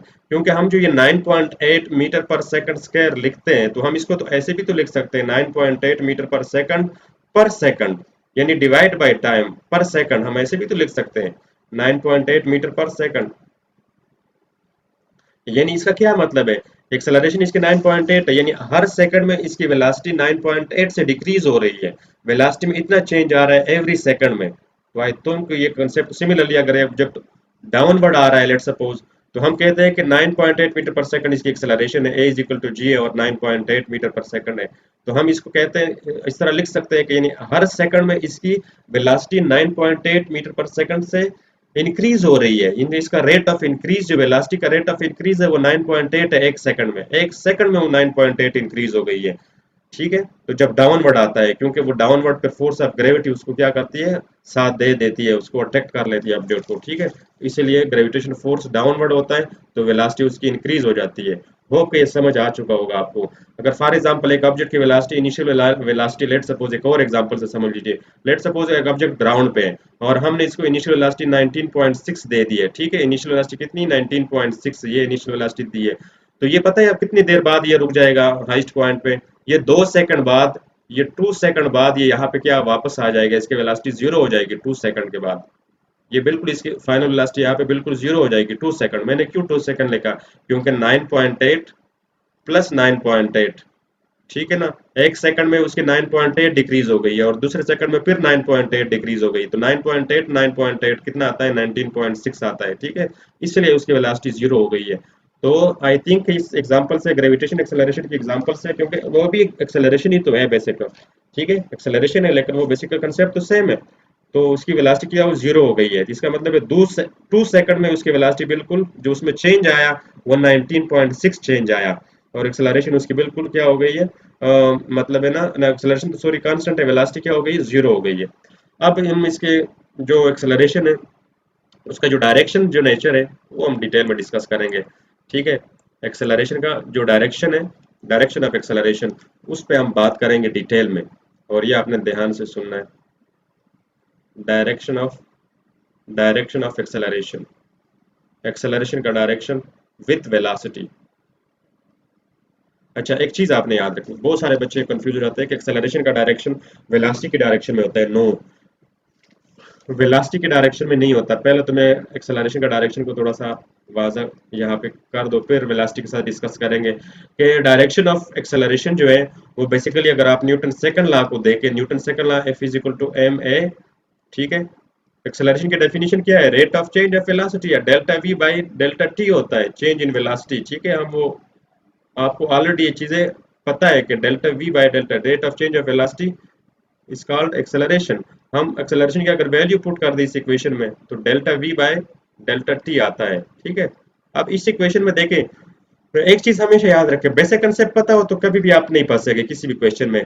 आपसे कोई मोमेंटम का डायरेक्शन पूछे तो आप फौरन जवाब दे देते हैं कि मोमेंटम का डायरेक्शन वेलोसिटी के डायरेक्शन में इक्वल होता है। क्यों, जब तक किसी इक्वेशन में नेगेटिव साइन नहीं होता, यानी इधर देखो हम m के साथ क्या पॉजिटिव साइन कंसीडर करते हैं कि पॉजिटिव साइन है, नेगेटिव साइन नहीं होता मोमेंटम की इक्वेशन में। हम कहते हैं कि मोमेंटम का डायरेक्शन और वेलोसिटी का डायरेक्शन, दोनों इनके डायरेक्शन क्या है, दोनों के डायरेक्शन सेम है। क्यों डायरेक्शन सेम है, डायरेक्शन इसीलिए सेम है कि इस इक्वेशन में नेगेटिव साइन ही नहीं है। तो जब भी अब सिमिलरली आपसे कोई पूछ ले कि फोर्स का डायरेक्शन क्या होता है, तो न्यूटन सेकंड लॉ के मुताबिक whenever a force applied on a body it produces acceleration in its own direction. क्या मतलब हुआ कि फोर्स और एक्सेलरेशन का डायरेक्शन सेम है। क्यों सेम है? क्योंकि इस इक्वेशन में कोई नेगेटिव साइन नहीं है। ठीक है, दोनों तो इस वेक्टर का यानी एक्सेलरेशन वेक्टर का और फोर्स वेक्टर का डायरेक्शन दोनों सेम रहेगा। ठीक है, और सिमिलरली अगर आपसे कोई पूछ ले कि इसका डायरेक्शन बता दे, फिजिकल टू माइनस के एक्स हुक्स लॉ में, ठीक है, तो यहाँ पे क्या है, फोर्स का और ये डिस्प्लेसमेंट का डायरेक्शन क्या है, दोनों का डायरेक्शन अपोजिट है, क्योंकि यहाँ पे नेगेटिव साइन है। तो ये देखिए इस इक्वेशन को मैंने इस फॉर्म में लिखा है, तो काफी ज्यादा यूजफुल रहेगी, आपको ये बात याद रहेगी कि अब क्या है, तीनों में पॉजिटिव साइन है। और ये याद रखें कि हमेशा याद रखें फोर्स हमेशा, एक्सेलरेशन हमेशा फोर्स के डायरेक्शन में होता है। ठीक है, और एक्सेलरेशन की डायरेक्शन हमेशा इक्वल होती है rate of change of velocity की डायरेक्शन के। तो इन तीनों के डायरेक्शन क्या है, इक्वल है। फोर्स, एक्सेलरेशन और चेंज इन वेलोसिटी के डायरेक्शन हमेशा सेम रहती है, हमेशा याद रखें, क्योंकि मैंने इसको क्या कर दिया, न्यूटन सेकंड लॉ में एक्सेलरेशन की जगह ये वाली वैल्यू पुट कर दी है। ठीक है, तो ये आपको इक्वेशन सब क्लियर है कि तीनों इक्वेशन में कोई नेगेटिव साइन नहीं है, तो तीनों में क्या है, तीनों के जो डायरेक्शन है वो सेम है। होप कि ये आपको समझ आ गया होगा। अब हम एक्सेलरेशन का डायरेक्शन किसके साथ डिस्कस करते हैं, वेलोसिटी के साथ। आप हेडिंग देंगे अच्छा सा, ठीक है, बना सजा के, ठीक है, आपने ये आपने हेडिंग देना है और आपने याद रखना है क्या है कि direction of acceleration with velocity, direction of A with v. तो तीन पॉसिबिलिटी है। फर्स्ट पॉसिबिलिटी क्या है कि डायरेक्शन जो है ना वो डायरेक्शन ऑफ वी, आप इस तरह टेबल के फॉर्म में लिखेंगे तो ज्यादा फायदा होगा। ठीक है, मैं एक टेबल बना लेता हूँ ऐसे। ठीक है, फर्स्ट क्या है, मैं फर्स्ट हेडिंग में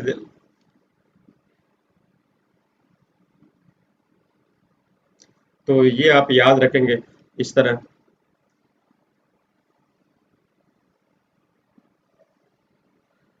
कैसे याद रखेंगे देखें, सबसे पहले ये चीज काफी हेल्प करेगी, direction of A with, direction of acceleration with velocity,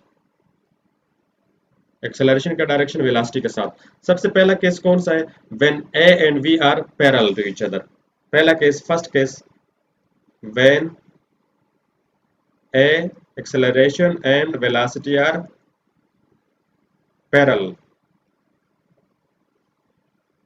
parallel to each other, अगर एक दूसरे के पैरेलल हो। When acceleration and velocity are parallel to each other, इस केस में क्या होगा, मोशन क्या होगा, इसमें मैग्नीट्यूड ऑफ एक्सेलरेशन क्या होगा, मैग्नीट्यूड ऑफ एक्सेलरेशन, मैं शॉर्टकट इसको यहाँ पे मैग्नीट्यूड ऑफ एक्सेलरेशन, एक्सेलरेशन यानी वो एक्सेलरेटिंग होगा या डी एक्सेलरेटिंग होगा। तो हम यहाँ पे कहेंगे कि एक्सेलरेटिंग होगा, कि जब वेलोसिटी और एक्सेलरेशन दोनों सेम डायरेक्शन में हो तो क्या होगा, ऑब्जेक्ट एक्सेलरेटिंग होगा, और एक्सेलरेशन का साइन क्या होगा, पॉजिटिव होगा, यानी मैग्नीट्यूड के लिहाज से एक्सेलरेशन इंक्रीज होगा। ठीक है, और ये वन डायमेंशन केस होगा, क्या होगा, मोशन क्या होगा, वन डायमेंशन। और वेलोसिटी क्या होगी, magnitude of velocity, magnitude of velocity क्या होगी, मैग्नीट्यूड ऑफ वेलोसिटी, वेलोसिटी का जो मैग्नीट्यूड होगा वो इंक्रीजिंग होगा, वेलोसिटी इंक्रीजिंग होगी। v क्या होगी, वेलोसिटी इंक्रीजिंग, वेलोसिटी इंक्रीज होगी, याद रखें, वेलोसिटी विल बी इंक्रीजिंग। और ये कब हो सकता है, मोशन क्या होगा, टाइप ऑफ मोशन कौन सा होगा, टाइप ऑफ मोशन, ये स्ट्रेट लाइन मोशन होगा, this will be a straight line motion, one D motion होगा स्ट्रेट लाइन के अलोंग।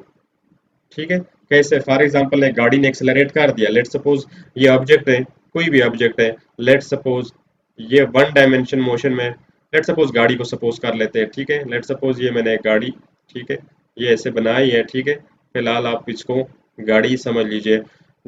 तो जब इसकी वेलोसिटी इंक्रीज होगी, जब ये आगे की तरफ एक्सेलरेट करेगा, तो वेलोसिटी के डायरेक्शन भी आगे की तरफ होगा, एक्सेलरेशन भी आगे की तरफ होगा, फोर्स भी आगे की तरफ, ब्रेकिंग फोर्स फॉर एग्जांपल आगे की तरफ एक्सेलरेट कर, एक्सेलरेटर दबा रहा है तो फोर्स भी आगे की तरफ होगी और डिस्प्लेसमेंट भी आगे की तरफ होगी। तो चार काइनेमेटिक्स की चारों चीजें जो है ना वो सेम डायरेक्शन में होगी। ठीक है, और ये स्ट्रेट लाइन के लॉन्ग, याद रखें यहाँ पे एक्सेलरेशन अगर प्रोड्यूस हो रहा है सिर्फ मैग्नीट्यूड की वजह से, अगर वेलोसिटी इंक्रीज हो रही है सिर्फ मैग्नीट्यूड में इंक्रीज हो रही है, डायरेक्शन में कोई चेंज नहीं आ रहा, ना एक्सेलरेशन के डायरेक्शन में चेंज आ रहा है, ना वेलोसिटी के डायरेक्शन में चेंज आ रहा है, सिर्फ मैग्नीट्यूड के लिहाज से दोनों क्वांटिटी इंक्रीज हो रही है। ठीक है, चेंज हो रही है। सेकंड केस कौन सा है, when A and V are anti-parallel.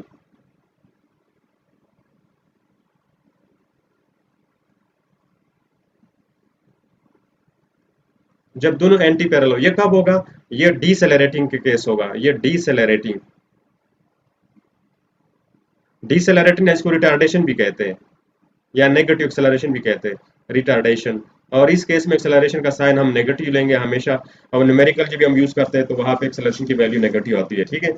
और वेलोसिटी का मैग्नीट्यूड क्या होगा? यानी ये तो मैग्नीट्यूड ऑफ एक्सेलरेशन है, कुछ डिक्रीज होगा, किस लिहाज से? मैग्नीट्यूड के लिहाज से, ना डायरेक्शन के लिहाज से। और यहाँ पे वेलोसिटी क्या होगी? वी जो है ना वो डिक्रीज होगी, याद रखें, ठीक है। वेलोसिटी के मैग्नीट्यूड क्या होगा? डिक्रीज होगा। और हम मोशन क्या होगा? यहाँ पे भी स्ट्रेट लाइन मोशन होगा। टाइप ऑफ मोशन क्या होगा? Straight line one D motion होगा, straight line motion one D motion. और ये भी क्या होगा? फॉर एग्जांपल लेट सपोज ये गाड़ी है, ठीक है। लेट सपोज इस गाड़ी ने, लेट सपोज ब्रेक अप्लाई कर दिए।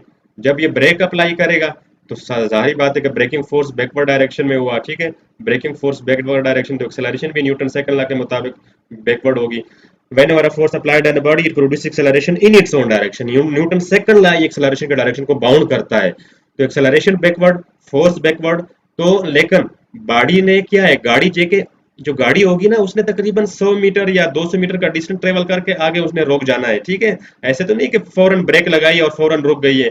तो कोई 50 मीटर 100 मीटर का डिस्टेंस डिस्प्लेसमेंट ट्रेवल करके रुक जाती है। तो इसका जो वेलोसिटी होगी ना, वेलोसिटी उन्होंने आगे जाना है तो वेलोसिटी वहां पे उस डायरेक्शन में होती है जहां पे डायरेक्शन ऑफ मोशन होता है। गाड़ी अभी भी आगे जा रही है तो वेलोसिटी भी आगे की तरफ, डिस्प्लेसमेंट भी आगे की तरफ होगी, हमेशा याद रखें। तो आज से आपने एक याद रखना है कि वेलोसिटी और डिस्प्लेसमेंट की आपस में दोस्ती है, हमेशा इसकी पक्की दोस्ती है। जिधर वेलोसिटी होगी उधर डिस्प्लेसमेंट होगा। और फोर्स और एक्सेलरेशन की आपस में पक्की दोस्ती है, ठीक है। Newton second law, Newton uncle इसको कहता है कि आपने आपस में जुड़े, आपने क्या रखना, अपने अपने इत्तेफाक रखना है, दोस्ती रखनी है, ठीक है। एक दूसरे से अलग नहीं होना, दोनों की डायरेक्शन सेम होती है अकॉर्डिंग टू न्यूटन अंकल, ठीक है। याद रखना है ये चीज है। तो इसमें क्या हुआ, अब आपको नजर आ रहा है कि वेलोसिटी आगे की तरफ है और एक्सेलरेशन पीछे की तरफ है, तो ये एंटी पैरेलल है। वेलोसिटी आगे और एक्सेलरेशन बैकवर्ड, और एंगल कितना आता है? स्ट्रेट एंगल बनता है, 180 डिग्री एंगल बन गया, ठीक है। तो 180 डिग्री एंगल, तो ये अपोजिट डायरेक्शन बन गया, ठीक है। तो इस केस में लेकिन ये भी क्या है? स्ट्रेट लाइन मोशन है। थर्ड पॉसिबिलिटी क्या है कि एक्सेलरेशन और वेलोसिटी के दरमियान जो एंगल हो सकता है वो क्या है? वो परपेंडिकुलर हो सकता है, that is a very special case. और यहाँ पे क्या होगा? एक्सेलरेशन का मैग्नीट्यूड चेंज नहीं होगा, न वेलोसिटी का मैग्नीट्यूड चेंज होगा। यूनिफॉर्म सर्कुलर मोशन की हम बात कर रहे हैं, ये याद रखिएगा, ठीक है। इंपॉर्टेंट केस आया। थर्ड पॉसिबिलिटी क्या है? टेबल के फॉर्म में मैं इसको लिख रहा था लेकिन अब आप देख लीजिएगा कि acceleration when A is perpendicular, जब A परपेंडिकुलर हो किसके? टू V, V के परपेंडिकुलर हो। और इसमें केस कौन सा होगा? मोशन कौन सी होगी? टाइप ऑफ मोशन कौन सा होगा? Type of motion, type of motion ये कौन सा होगा? यूनिफॉर्म सर्कुलर मोशन में। देखो याद रखें, नॉन यूनिफॉर्म सर्कुलर मोशन नहीं, सिर्फ यूनिफॉर्म सर्कुलर मोशन में। यहाँ पे क्या होता है? मैग्नीट्यूड ऑफ एक्सेलरेशन जो कि सेंट्रीपिटल एक्सेलरेशन होता है, एसी होता है। मैग्नीट्यूड के लिहाज से वो कांस्टेंट होता है, ठीक है। मैग्नीट्यूड के लिहाज से वो कांस्टेंट होता है। लेकिन अगर हम डायरेक्शन देख ले तो डायरेक्शन के लिहाज से क्या होता है? एक्सेलरेशन यानी एसी क्या होता है? चेंज हो जाता है, ठीक है। एवरी इंस्टेंट पे चेंज हो जाता है, डायरेक्शन चेंज हो जाता है। अगर हम यहाँ पे किसकी बात करें और वेलोसिटी की बात करें तो वेलोसिटी किस लिहाज से चेंज होगी? वो मैग्नीट्यूड के लिहाज से, मैग्नीट्यूड ऑफ वेलोसिटी, याद रखना। मैग्नीट्यूड ऑफ वेलोसिटी, जिसको मैग्नीट्यूड ऑफ वेलोसिटी को हम क्या कहते हैं? स्पीड भी तो कहते हैं, ठीक है। तो ये चीजें क्या रहती है? मैग्नीट्यूड ऑफ वेलोसिटी, इसको हम स्पीड कहते हैं।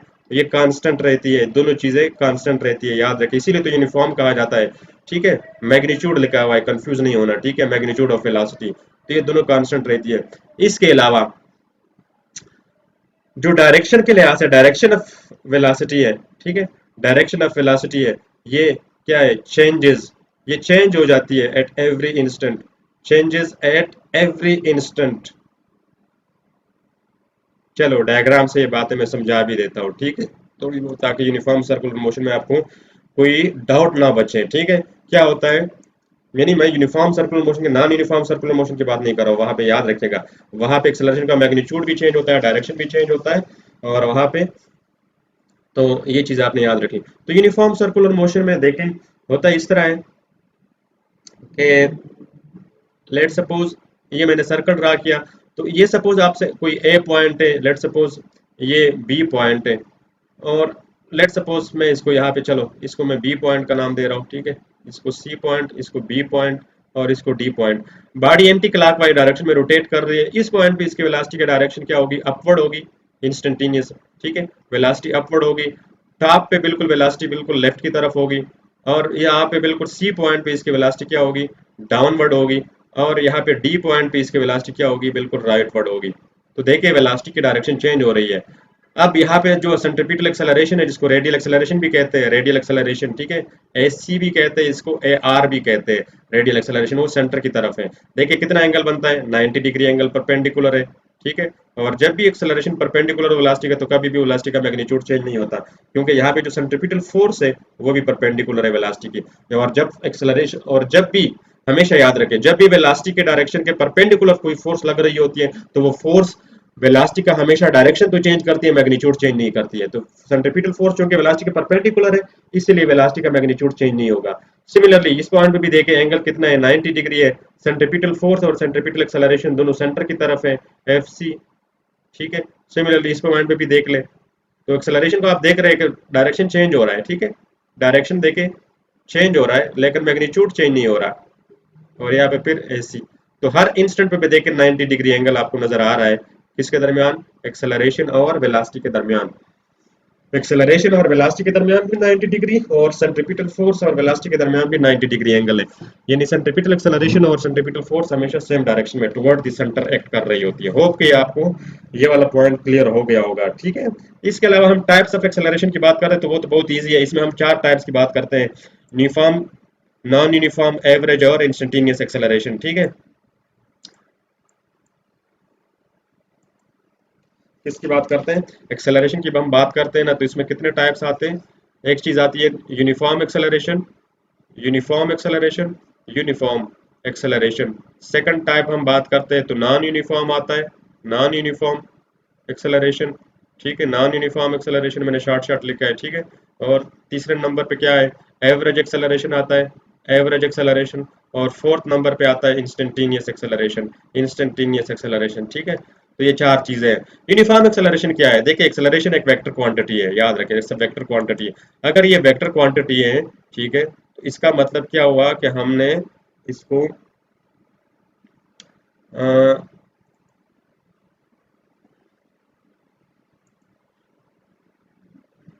ठीक,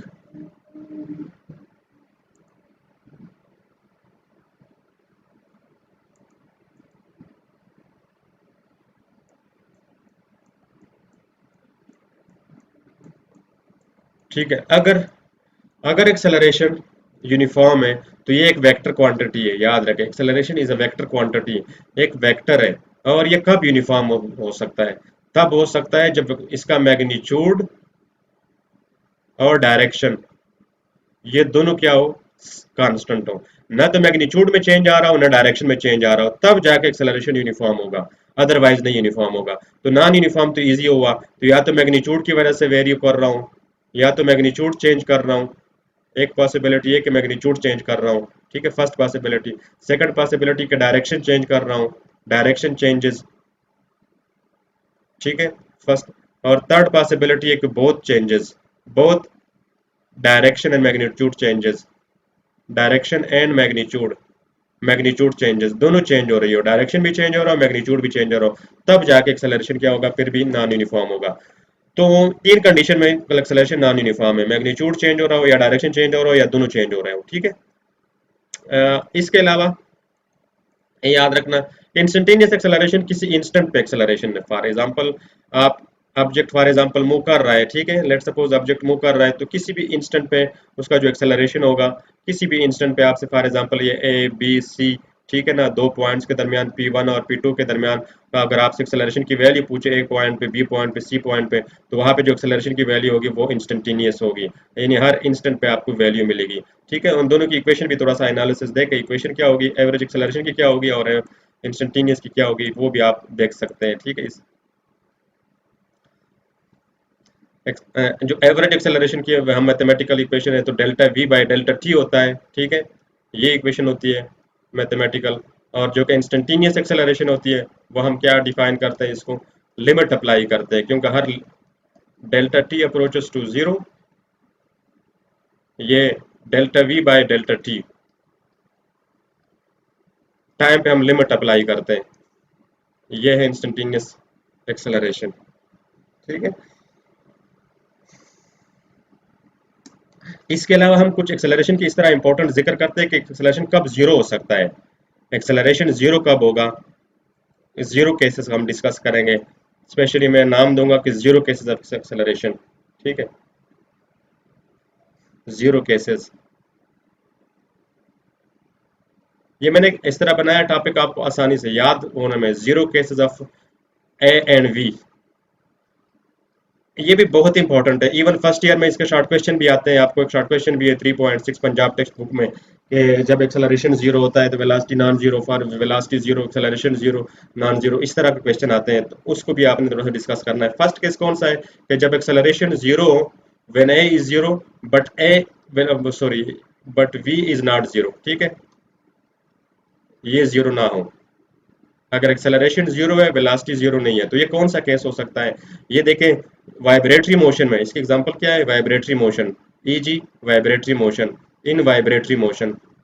वाइब्रेटरी मोशन में क्या होता है, मीन पोजीशन पे वेलोसिटी क्या होती है, फॉर एग्जांपल एक पॉइंट लेट सपोज ए और बी में बॉडी वाइब्रेट कर रही है, ये इसके मीन पोजीशन है, मैंने एम से डिनोट कर दिया, तो इस मीन पोजीशन पे इसके वेलोसिटी क्या होती है, जीरो, लेकिन सॉरी एक्सेलरेशन जीरो होता है, लेकिन वेलोसिटी क्या होती है, मैक्सिमम होती है। हमें पता है वाइब्रेटरी मोशन में मीन पोजीशन पे वेलोसिटी क्या होती है, मैक्सिमम होती है, तो ये इसकी एग्जांपल है। ठीक है, और कौन सी एग्जांपल हो सकती है जहां पे वेलोसिटी क्या हो, मैक्सिमम हो, और एक्सेलरेशन क्या हो, जीरो। कोई हो सकता है, ब्रेकिंग वाला केस हो सकता है। अच्छा, सेकंड केस,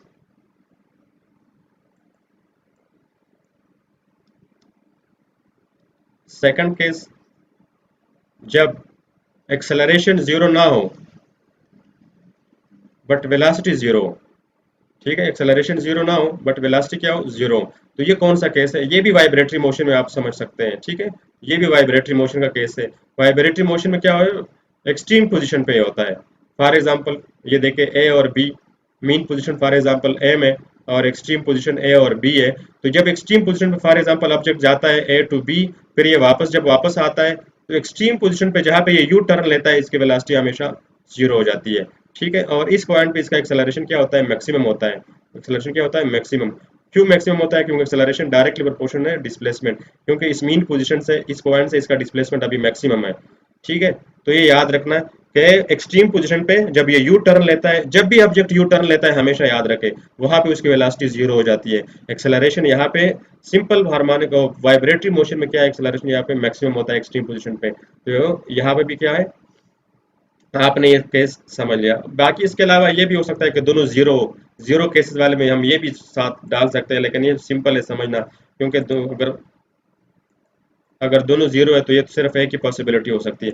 अच्छा, इसमें एक और चीज़ है कि ये वेलोसिटी जीरो है वाइब्रेटरी मोशन में, एक और केस भी तो हो सकता था, वो कौन सा है, जब हम बॉडी को वर्टिकली थ्रो करते हैं। जब हम बॉडी को वर्टिकली अपवर्ड थ्रो करते हैं तो हाईएस्ट पॉइंट पे क्या होता है, उसकी वेलोसिटी, हाईएस्ट पॉइंट पे उसकी वेलोसिटी तो जीरो होती है, लेकिन एक्सेलरेशन तो कभी भी जीरो नहीं होता, वो भी तो अभी भी एक्सेलरेशन जो है ना डाउनवर्ड लग रही है। ठीक है, फोर्स ऑफ ग्रेविटी जीरो नहीं है तो एक्सेलरेशन तो जीरो नहीं है, वो तो जी के इक्वल है। ठीक है, तो जब ऑब्जेक्ट अपवर्ड जा रहा है वापस आता है तो हाईएस्ट पॉइंट पे फिर इसके वेलोसिटी जीरो होती है, बट एक्सेलरेशन जीरो नहीं होता, मीन्स के वो नॉन जीरो है। तो ये सेकंड केस होता है। ठीक है, यानी यहाँ पे भी ऑब्जेक्ट क्या है, यू टर्न ले रहा है, जब अब हाईएस्ट पॉइंट पे ऑब्जेक्ट पहुंच जाती है तो क्या यू टर्न ही तो लेता है, यू टर्न, यानी जब भी यू टर्न लेता है तो वेलोसिटी जीरो हो जाती है, एक्सेलरेशन जीरो नहीं होता। तो थर्ड केस ये हो सकता है कि दोनों केस ये हो सकता है कि वेलोसिटी भी जीरो, एक्सेलरेशन भी जीरो, तो ये तो रेस्ट वाला केस हो गया। ठीक है, क्या जब बॉडी क्या है, बॉडी रेस्ट में हो, रेस्ट बॉडी का केस हो गया कि बॉडी रेस्ट में हो, मोशन ही ना हो, ये तो तभी सिर्फ पॉसिबल हो सकता है। ठीक है, ओके बच्चों, काफ़ी चीज़ें मैंने आपको डिस्कस करके बताई। अगर आपको लेक्चर पसंद आया हो और आपको ये लगा हो कि इस लेक्चर ने हमें कोई फ़ायदा पहुंचाया है, तो आपने क्या करना है, सब्सक्राइब करना है चैनल को। ठीक है, और लाइक भी करना है। ओके बच्चों, अल्लाह हाफिज़, टेक केयर।